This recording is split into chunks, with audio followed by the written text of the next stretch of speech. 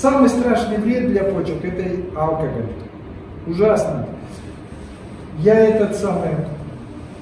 Я просто такое отступление, жаңағы микроскоп тойлеп шығарған авторлар, микроскоп тойлеп шығарған, они увидели во много раз чоңойтады екен нәрсені. Ана там айтады, мұны қайырдан көрсек болады организм.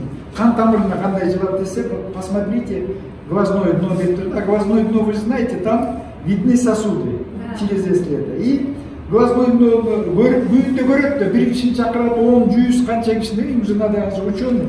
Ана бір күн эле глазное дноны қараса, чоғылып өтіп атады дейді эритроциттер. Бұл не дейді? Мисал үшін Ивановтікі анпейді, а Петровтікі уже чоғылып өтіп атады. Сидоровтікі башқаша ушундай. Анан кейін эле тақыр таппайды. А потом выяснилось, оказывается, вот еще следующего, когда исследовали, он говорит, а я вчера спиртное пил. Оказывается, спиртное ичкенде эритроциты склеиваются, форменные элементы крови склеиваются. Ну хорошо склеились, но им же надо проходить через весь организм склеенный. Поэтому вот здесь начинается в некоторых клетках застой этих, и почки постепенно начинают гибнуть.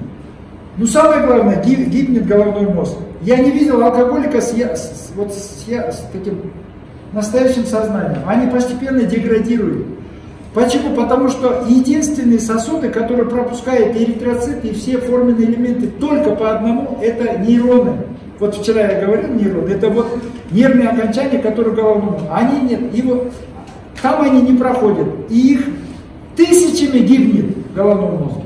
Стоит только выпить алкоголь, который приведет начнет помутнение сознания, или даже не начнет. Алкоголь, вы сделали небольшой глоток, тысячами гибнет головной мозг. Это деградация личности.